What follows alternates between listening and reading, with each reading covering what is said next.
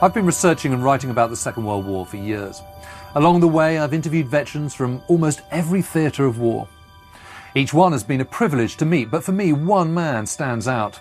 Captain Eric "WINKLE" Brown, probably the best pilot this country has ever produced. He didn't fly for the RAF though. Captain Brown was in the Fleet Air Arm, a pilot for the Royal Navy. His career spans a remarkable period in aviation, from wood and canvas biplanes through to experimental Nazi jets and on to nuclear bombers at the height of the Cold War. But his experience extends way beyond his achievements in the air. From visiting Germany as a teenager in 1936, he witnessed some of the most extraordinary events leading up to and during the Second World War. Captain Brown is a truly remarkable man. This is his story.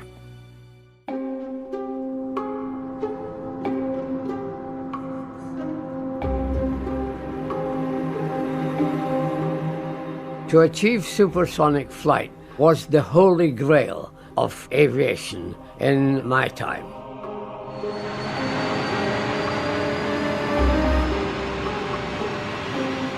Here you had a new airplane, more power, more thrust, more aerodynamic refinement. I got down to 4,000 feet. Suddenly the aircraft went into a violent oscillation. I was beginning to lose consciousness. The one thought was survival. How do I get this sorted out? What I did was hold the throttle, hold the stick, just hold both back gently together.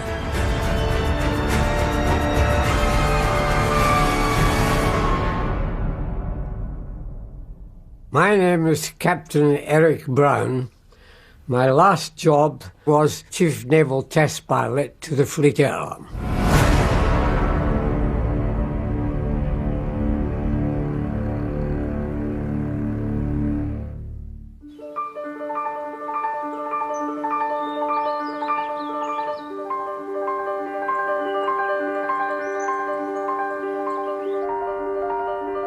My first actual flight was with my father. I would be about 10 years of age, much to my mother's absolute horror. I suppose she wanted to preserve her young son. Mothers do.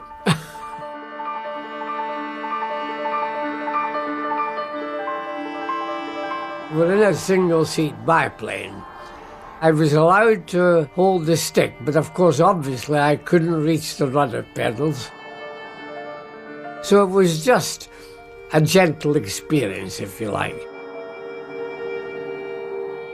But he had pressed the right button.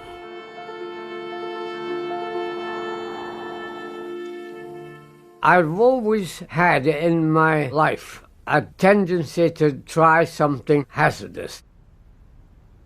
I was the only one at school that had a motorbike, a 500cc Norton. I used to make my summer money by being a motorbike rider on the Wall of Death.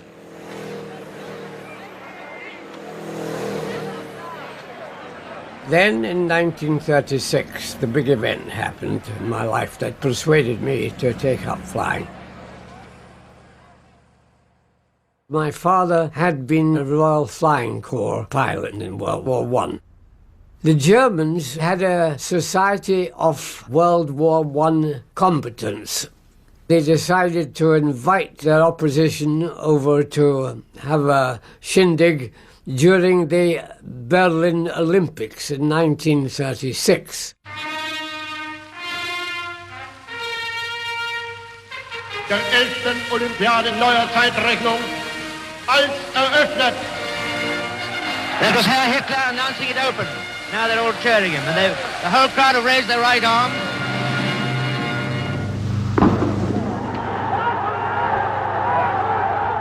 The great event, of course, was the wonderful Jesse Owens. Here was a man who won 100 meters and 200 meters, the long jump, and the 4x100 meter relay. 4 gold medals, not exactly what Hitler with his Aryan ideals had wanted.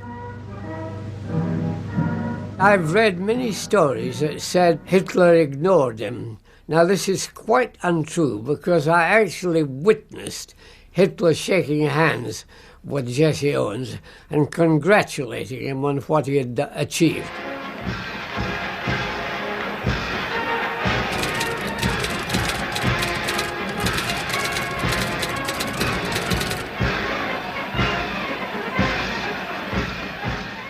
Ernst Udet became famous in World War I, the top-scoring pilot after Richthofen.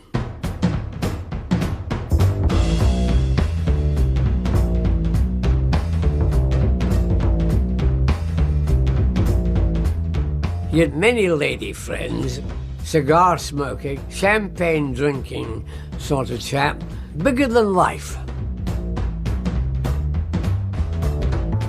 He said, now we're going flying, and I was in the front cockpit, he was in the rear. He took particular attention to strap me in very carefully. I thought, no, that's just how nice of him, you know, but there was a purpose in it, as I found out.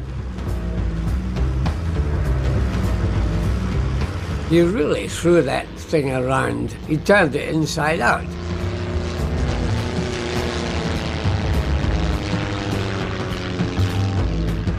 We came into land, and on the approach, he turned it onto its back. I thought, well, he'll turn it over before. But nothing happened. He kept coming on, and I thought, really, I think the silly old fool's had a heart attack. And I really thought it was going to be my demise. But he turned it round, and it literally fell onto the runway. This is how good a pilot he was. He slapped me on the back and said, the German fighter pilot's greeting, Halsen Beinbruch. He said, you'll make a good fighter pilot. And he said, now do 2 things for me. Learn to speak German, and then learn to fly. It was a pivotal point in my life. German troops made a formal entry into the demilitarized zone on the left bank of the Rhine. Herr Hitler confirmed the reoccupation of the Rhineland.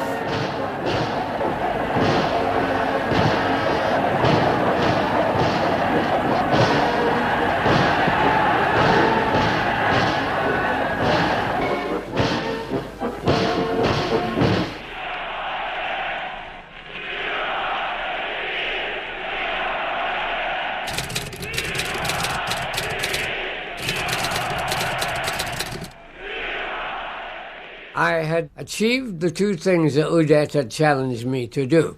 So I wrote him, and he said, yes, I'll book you into a little guest house. We'll show you a bit of Berlin.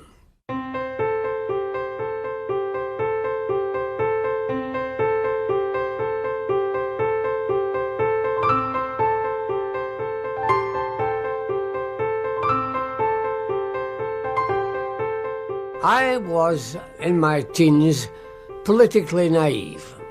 I really was just having a wonderful experience. It seemed a very vibrant country, lots of uniforms to be seen around.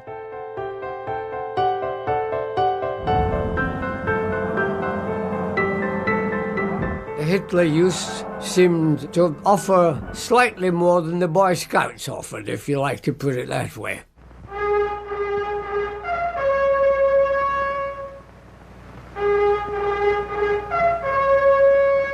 Nuremberg was a rallying point. What's the biggest thing we do here? I suppose it was like the coronation with knobs on.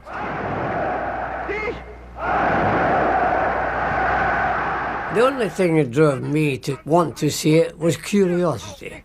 People said, oh, it's a fabulous show. You know, you must go and see it. There are so many people packed into one place, all hugely enthusiastic. Flink wie Windhunde, zäh wie Leder und hart wie Kruppstahl. I began to wonder, how does this man attract all these people? I thought there must be some strange charisma. He's like the Pied Piper of Hamelin, and they're all following him as he rants along.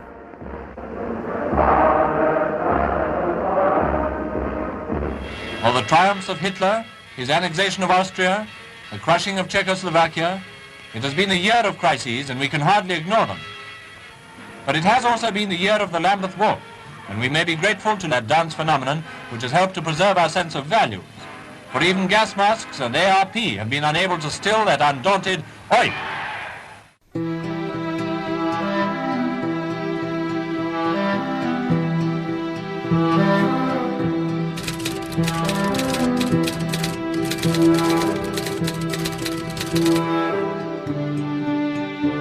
A little group from the Foreign Office asked me if I was interested in joining the diplomatic corps. And I said I was, and they said, right, we will send you to Germany for 6 months. In early September, I decided to go up to Munich for a weekend and drive up in my car.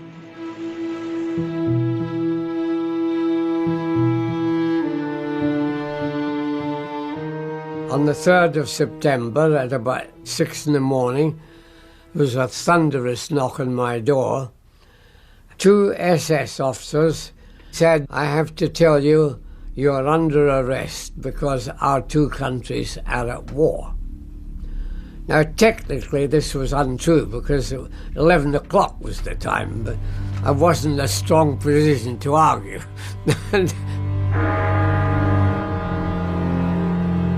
The same hour that chimed for armistice tolls the signal for another war. They took all clothes I had, books, etc., and off we went. I was in a little SS jail. I wasn't at all ill-treated. On the 3rd day, one young SS lieutenant came to me and said, we're taking you down to the Swiss frontier.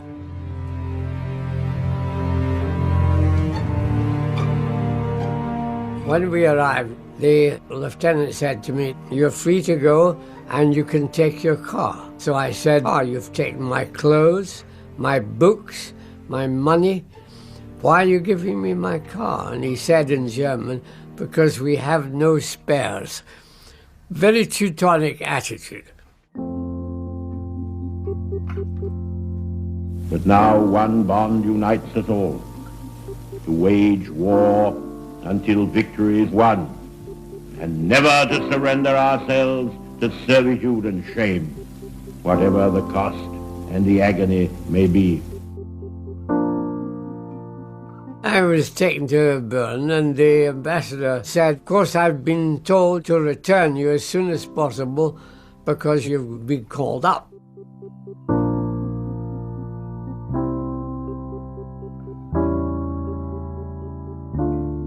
I was keen to get back at the Germans. I was a bit piqued about being locked up. And I was young, raring to go. Suddenly on the notice board, there went a thing saying, the Navy have lost a lot of pilots. There is a shortage. And if you're interested in moving over to the Fleet Arm, append your name to the board. So I did that very thing.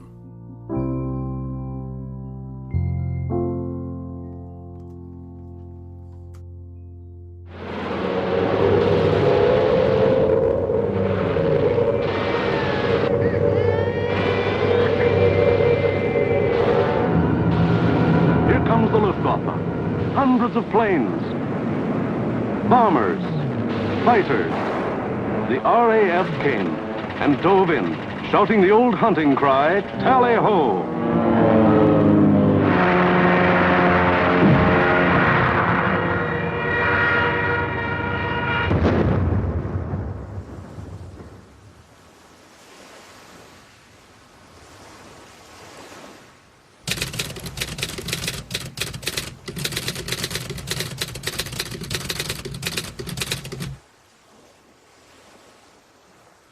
HMS Audacia originally was a banana boat operating in the Caribbean.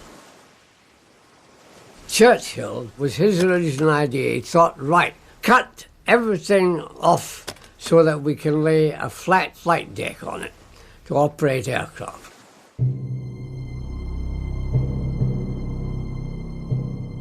The Wildcat, as the Americans called it, was an aircraft that had a bigger punch than the British aircraft of that time.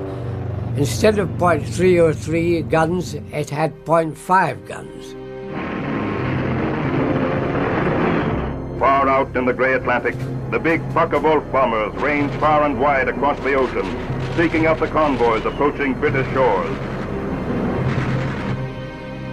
The Courier was probably the most heavily armed German aircraft in the sky. It had machine guns firing out the side windows, cannon, 2 turrets on top, and a complete gondola underneath. All told, it was very heavily armed. Realizing what I was up against, I had studied this very carefully. Worked out how the guns could depress or elevate. There was only one black spot which they couldn't reach, and that was if you came in flat towards the pilot's cockpit.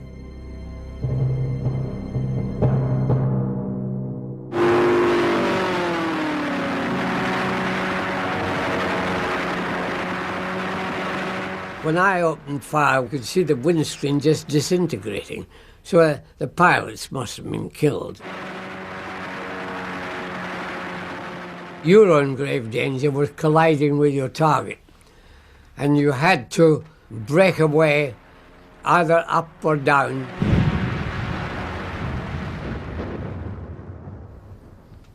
You get that exhilarating feeling that you've nailed him.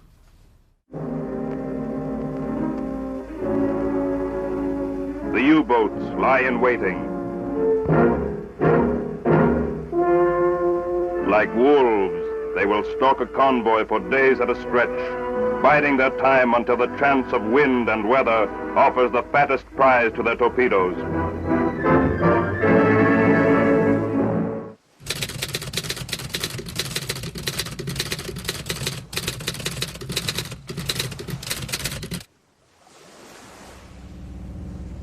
We realized we were going to be under attack, so the captain of Audacia thought we'll zigzag at full speed for the night. A lone submarine let fly at us, caught the rudder. We were in darkness by this time. We'd barely stopped when the submarine surfaced, about 200 yards away on our port side. It was a near sight. As it popped out of the sea, it was covered in phosphorescence. It was almost as if it was Christmas tree lights on it all over. The commander came up onto the conning tower. We could see the gold braid on his hat. We were that close. He just leant over the tower surveying us. We just stood and watched each other. Somebody's nerve broke, one of the seamen, and he leapt to a 20mm Oerlikon gun and started firing at the submarine. I thought he'll irritate the U-boat captain, which is what he did, of course. And the next thing was he just fired off a bevy of torpedoes at us.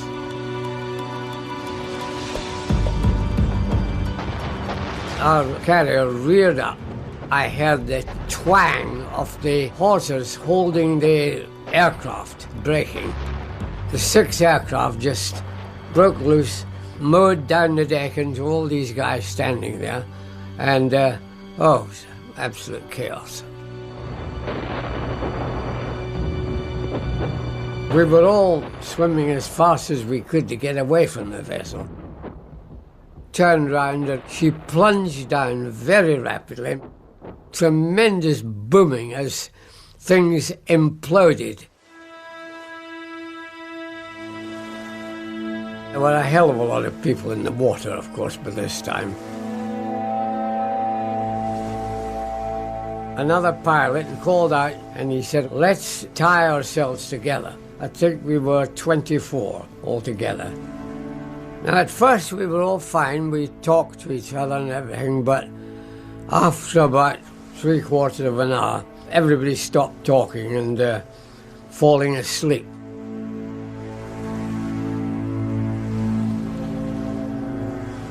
These chaps were falling forward because there's nothing to support their heads, and were drowning.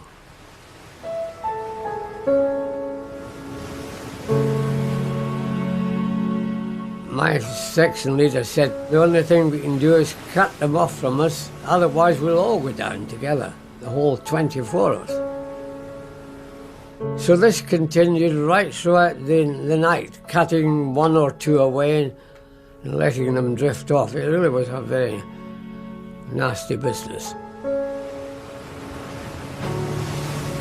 By the morning, all the seamen had drowned. There were only 2 of us left.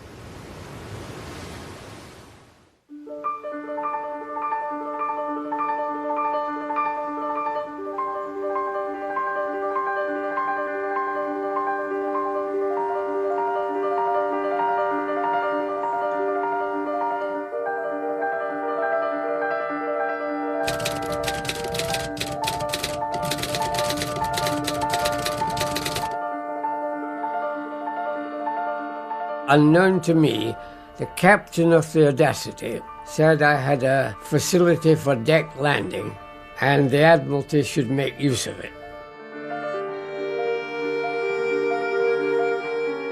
I got a telegram asking me to undertake a series of trials on various carriers.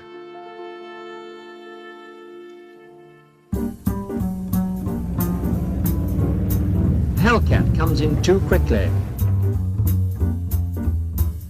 The pilot seems none the worse. This landing is particularly bad. With this machine coming in, one would think all is well. Deck landing, one has to accept, is quite a hazardous business. A firebrand bent on destruction. Accidents were 10 a penny. Here you see another aircraft. If it doesn't have an accident, it'll be a very unusual affair.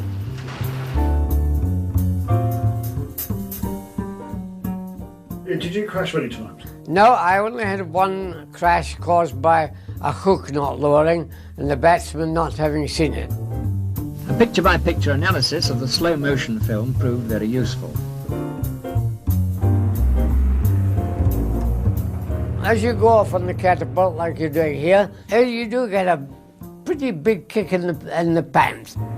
You are very hopeful that there's enough wind for you to get off cleanly.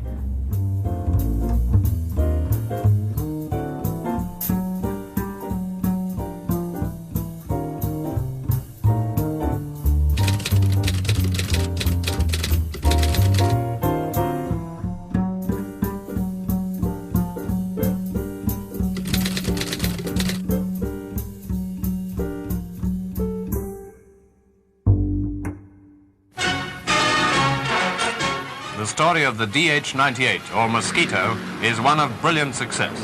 At the moment, the fastest aircraft in operation in the world. The Mosquito is a superb aeroplane. I was asked to put it aboard an aircraft carrier. It was twice as heavy as any aircraft that had ever been landed on a carrier, was twice as big. The top entry speed that we could land was 86 miles an hour. The stalling speed of the Mosquito is 110, hence everybody said it impossible. This picture shows the Mosquito doing crash barrier tests in HMS Triumph. By all appearances, wooden constructed aeroplanes would just seem to be unsuitable for this treatment. But when you're young and confident, you say brash things.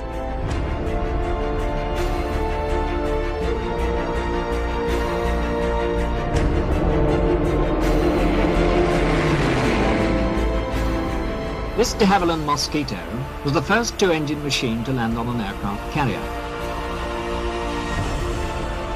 The pilot was Lieutenant Commander E.M. Brown.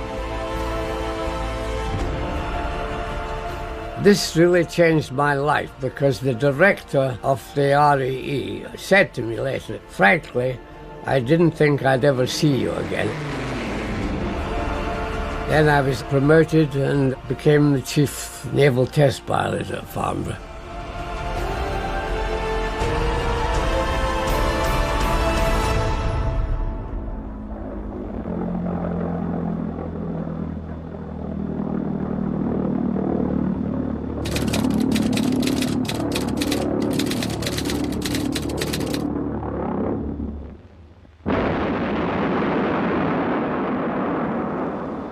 V1, the flying bomb, the robot bomb, the buzz bomb. You're a passenger on a bus, and this is the end of your last trip. You're the man on the street, and you do what you can. You're an airman on leave, and this is your welcome mat.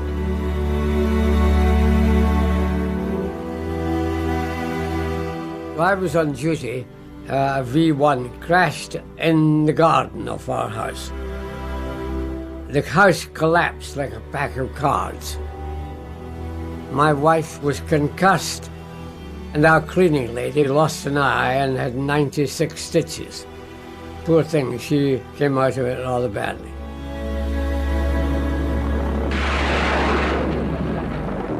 The problem with attacking the V1 is it came over at a steady speed of 400 miles an hour. Even if you caught up with it and fired, the debris from it was likely to damage your own aircraft.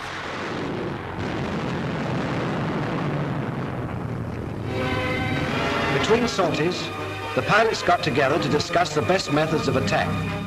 We devised a method of flying alongside it and putting your wing under the V1's wing.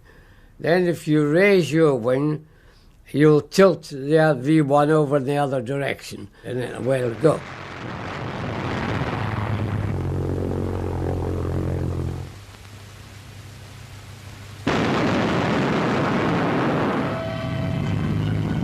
The best plane, I would say the Tempest 5. It had the speed to overtake.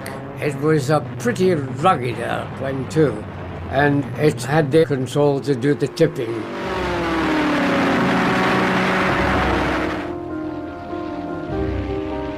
I was doing a series of trials, and the engine blew up, and the propeller went absolutely solid. I saw the engine was on fire outside. I didn't realize I was burning inside until my feet cooked. I realized that I had to get out. Bailing out is not as easy as many people think. And when I stood up in the cockpit to put my legs over the side, I was pinned back by sheer slipstream effect. So then what I did was get one leg over the side, one leg on the seat. Lean in, get hold of the stick, pulled it hard over towards me, and that catapulted me out.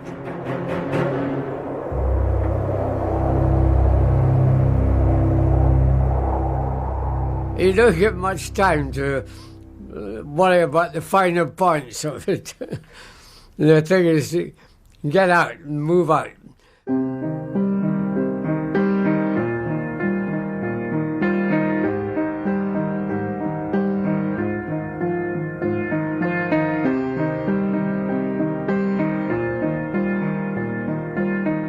In test flying, we had a high casualty rate.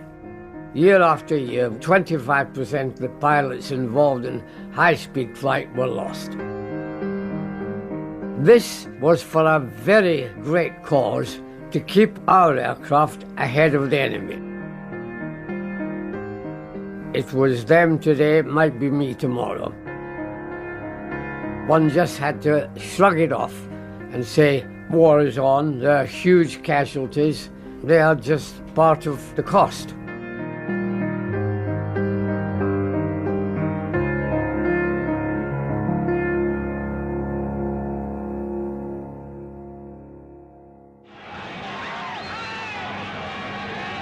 This is your victory. Victory of the cause of freedom is every day. We have never seen a greater day than this.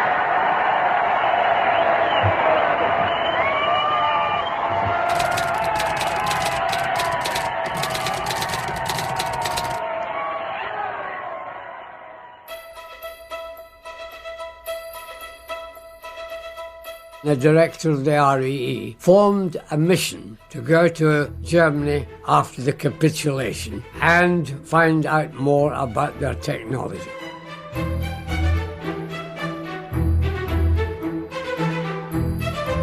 I was more than impressed. I was shocked by what we found because they were so far ahead.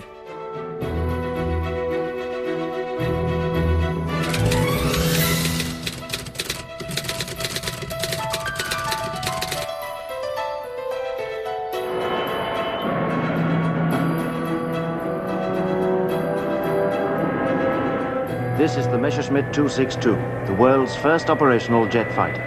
It was more than 100 miles an hour faster than the best piston engine fighter. This was a lightning fast airplane.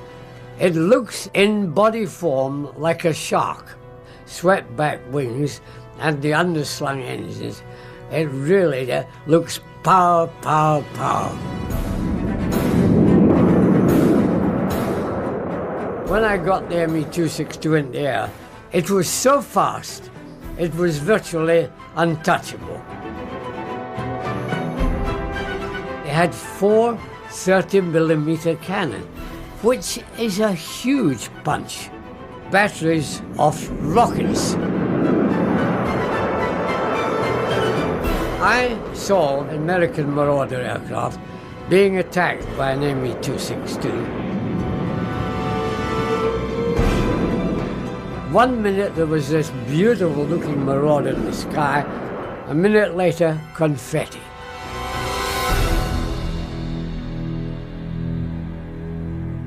I've flown almost all the World War II aircraft, and I rank it as the most formidable aircraft of World War II.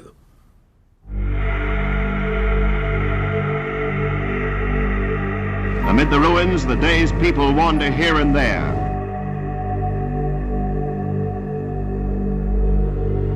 Battered and shell-swept, not much remains.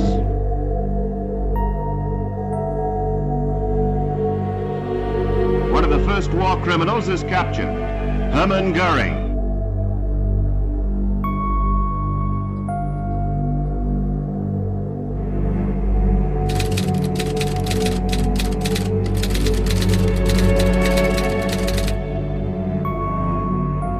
Goering was Hitler's right-hand man, head of the Luftwaffe.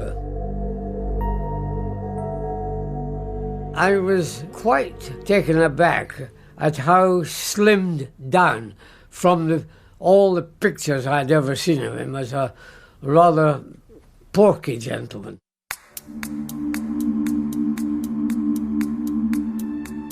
The Americans had weaned him off drugs.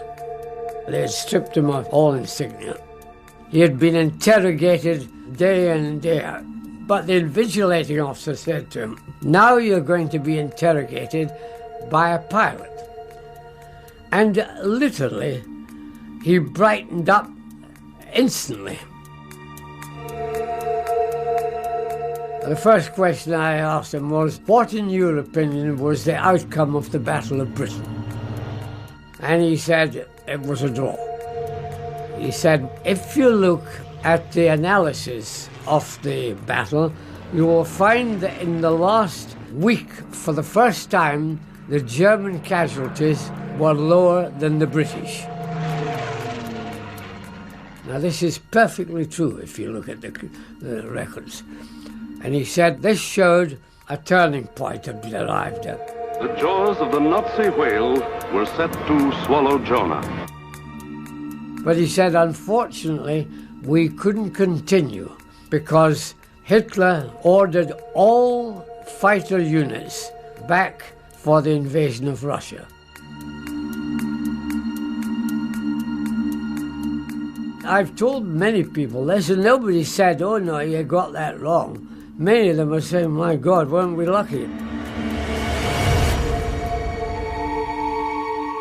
At the end, he came over and stuck his hand out to shake hands.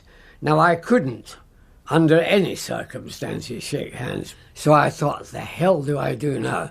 And very quickly, I suddenly said to him, Hals und Beinbruch, the old fighter pilot's greeting. He half smiled and just dropped his hand. What does Hals und Beinbruch mean? Broken neck and broken legs was the greeting. Go in there and do your stuff. Maybe that's what you'll get, but as long as you survive. If you'll just answer my questions, we'll save a great deal of time. Concentration camps was one of the things you found immediately necessary upon coming to power, is it not? Das habe ich. Having been to Belsen, I realized that Goering had a huge responsibility for the concentration camps. Your answer is yes, I take it. Yeah.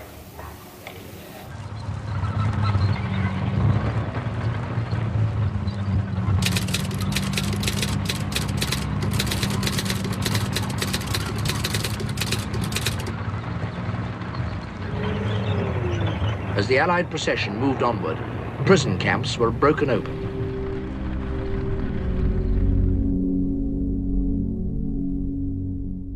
When we arrived at the gates, we could see the soldiers waiting for us. The Germans had discovered there were 20,000 cases of typhus in Belsen. They thought if the guards, the inmates escape, we'll have a plague which could be worse than the war.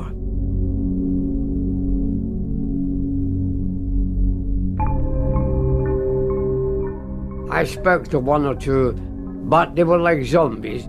When you stopped them, they would stop. They wouldn't look at you, they would just look at the ground. Not reply at all.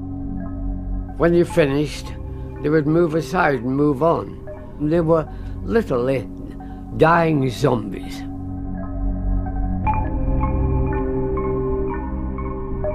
I could see huts. These had originally been built to accommodate 60 inmates. When we got there were about 250 in each hut.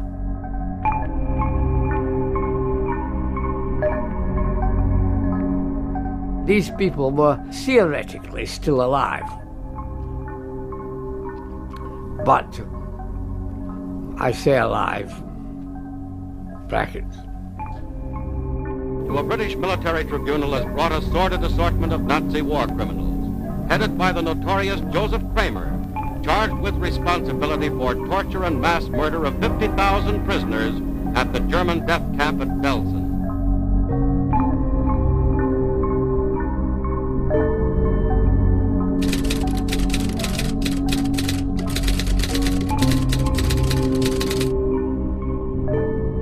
Kramer was absolutely straightforward. He realized the game was up. He didn't make excuses like I was obeying orders. He just said, you know, I had a job to do, and I did it. Nelson's women, as savage as any of the men. Kramer's chief assistant, 21 years old and a veteran of 5 years of atrocities, is Fräulein Irma Graetze. Irma Graetze, she was the female camp commandant at Auschwitz, had a dreadful reputation for cruelty to the female inmates there. Cruelty seemed to be a second part of her nature, gave me an overpowering sense of evil, and right away I classed her as the worst human being I had ever met.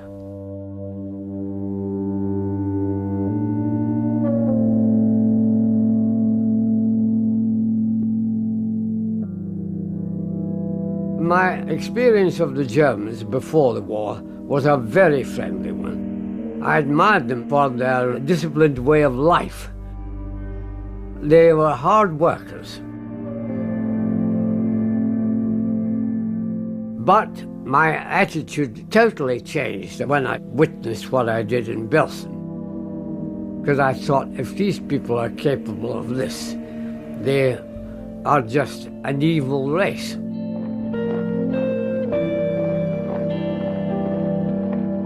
I began to query them. Did they know about these concentration camps, and how did they justify them? Their excuse was they had been offered something to put their country back to where it had previously been by Hitler. And they would have followed anybody that offered them this.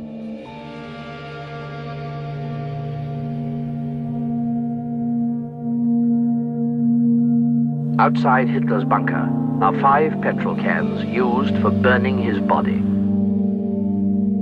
The whole of this Reich Chancellery has fallen to pieces. In the center of Hitler's study stands his chair, in a confusion of smashed woodwork, of filth and rubble.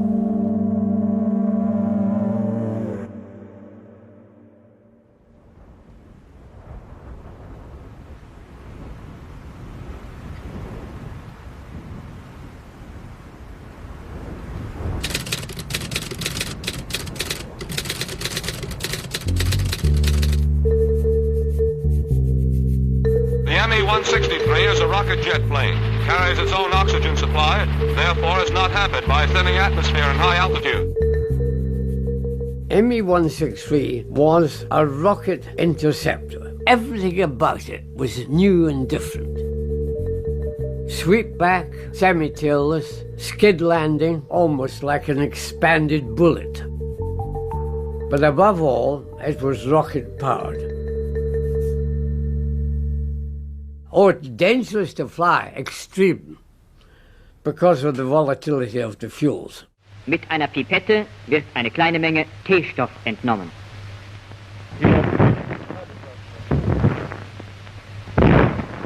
Its operational record was terrible. The number of its own pilots it killed was huge, really.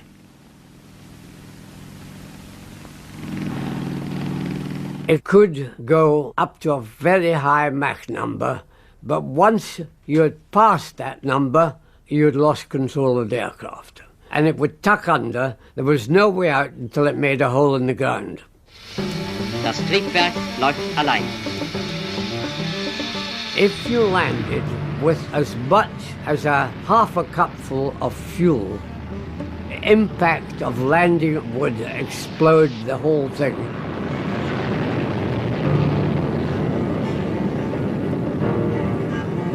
I'm sitting in the cockpit, ready to go.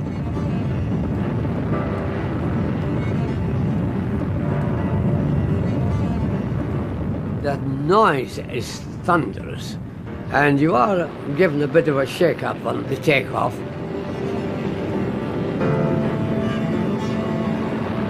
The acceleration is unbelievable.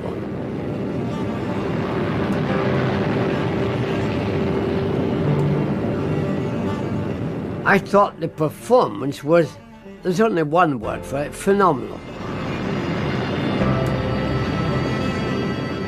I felt that I was flying in a tin coffin because your chances of bailing out were virtually nil. I took it on in the full knowledge of what the risk was. But at the end of the day, I felt a tremendous satisfaction in having beaten the odds. I think this is one of the most attractive aspects of flying, taking on danger and winning, because you know what the waits for you if you don't win.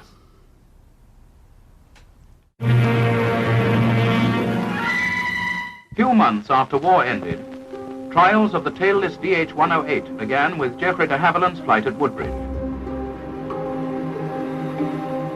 To achieve supersonic flight was the holy grail of aviation in my time. At the end of the war, the de Havilland team visited Germany and were fascinated by the 163. So de Havilland swept the wings back 45 degrees, up the jet engine to about 3,500 pounds thrust. We decided to prepare for an attempt on the world speed record.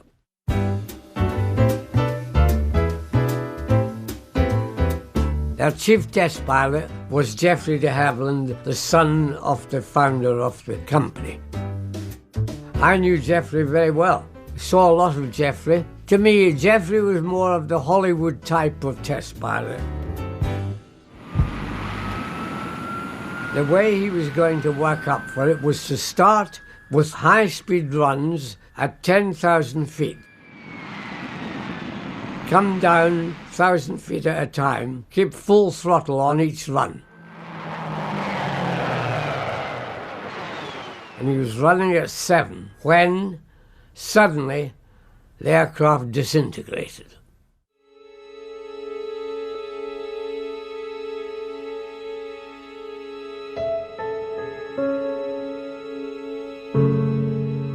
The aircraft debris and Geoffrey's body fell on Egypt Bay near the estuary of the Thames.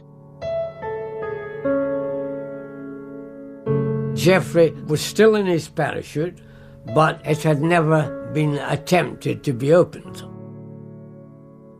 So right away, there was the first mystery. Secondly, it was found that Geoffrey had a broken neck. The cause of the disintegration was to be investigated, and this was given to Farnborough.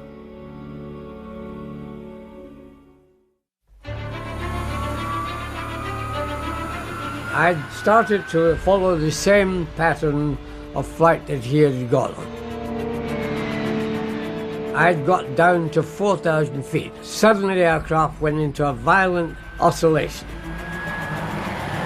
It did 3 cycles a second, and in each cycle I was subjected to plus 4G and minus 3G. The medics say that a pilot will stand this for 10 seconds before going unconscious. The one thought was survival. How do I get this sorted out? I was beginning to lose consciousness. So what I did was hold the throttle, hold the stick, and this was pure instinct. Just hold both back gently together.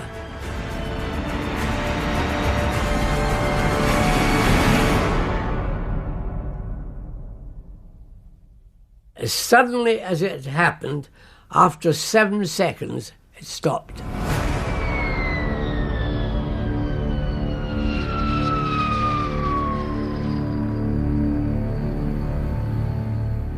I was pretty pleased about it, I can tell you. I could see clearly that Geoffrey's head had probably violently struck the canopy, broken his neck, and that was it.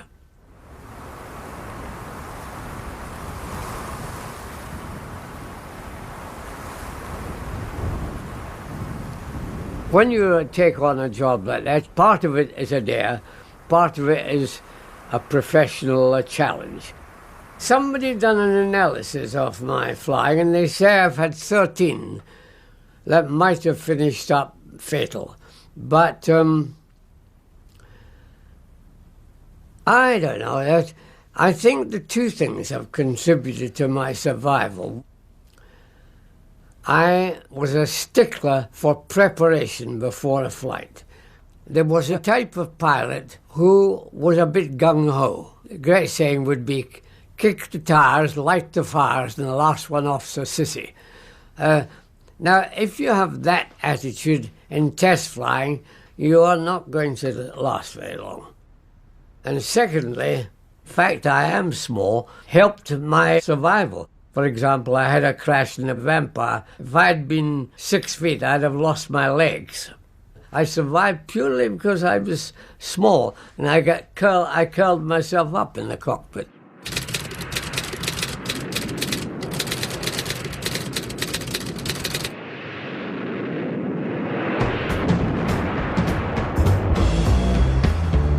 De Havilland were developing a jet fighter, the Vampire, and there was a strong desire to operate jet aircraft from carriers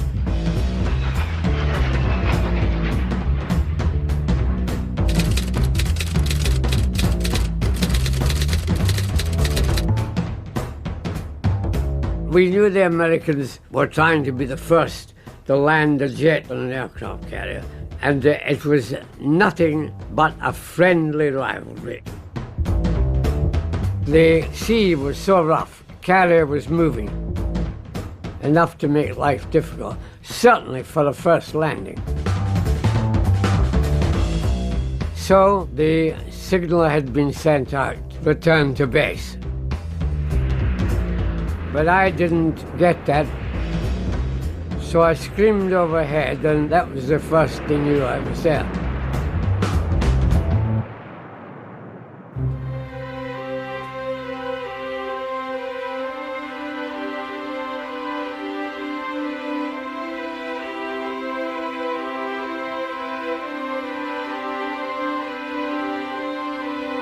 Another page of history was written on December the 3rd, 1945, when LZ-551 landed on and took off from HMS Ocean, the first jet aircraft ever to operate from a ship at sea. And the pilot, Lieutenant Commander Brown, WINKLE to his friends. The event is the cause of interest, some very considerable interest. Here it is, coming up from below, still surrounded and commanding attention. The pilot can be seen in the foreground without a helmet. Where does the urge come from? Feelings believing. The Goopher's Gallery, as we call it, was filled with brass, top brass, and they all flooded down onto the flight deck. The sailors who operate the arrestor gear, etc., they all came round, and the one thing they wanted to do was warm their hands from the jet engine.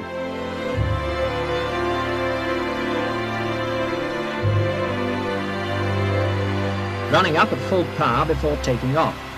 The spectators a little more distant, behind something, somewhere. There was no trouble with a free takeoff. A new era had started and the aircraft had come to stay.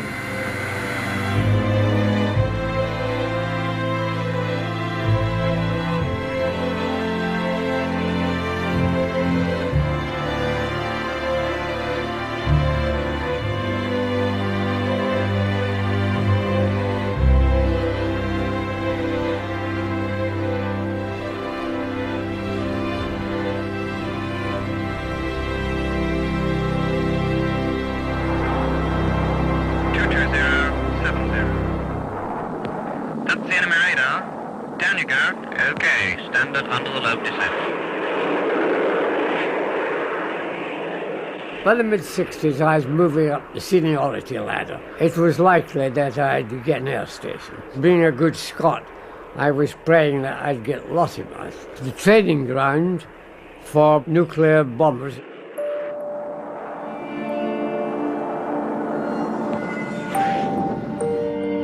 When I first went to the Fleet Air Arm, the first aircraft I flew was the biplane Gladiator. You finish up, and the end of my career, the Buccaneer. They were as different from that early era as chalk from cheese. War had pushed progress along so fast, at a huge cost, of course, in money and in lives. When you compare these two eras with the biplane and the Buccaneer, you are talking about destructive loads are being delivered with accuracy that was unbelievable in those early days.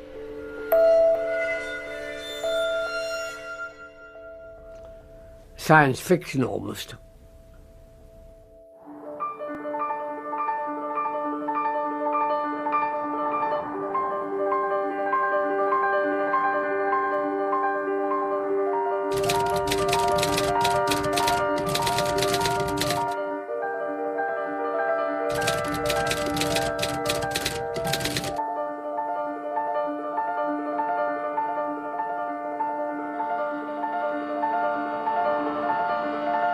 At first, when I had to retire from flying, I think it was a feeling similar to a drug addict gives when he no longer can get his drugs. Withdrawal symptoms were fierce for about a year. And then I came to terms with it after a year, but it wasn't easy.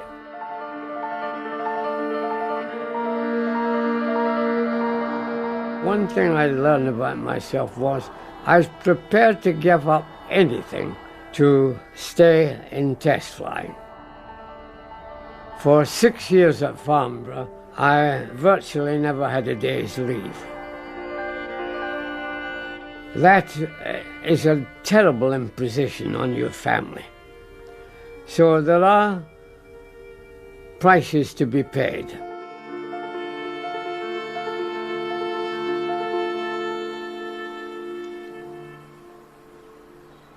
It did become an obsession with me, and it was something I felt I had to do, otherwise my soul, if you like to put it that way, would never be at peace.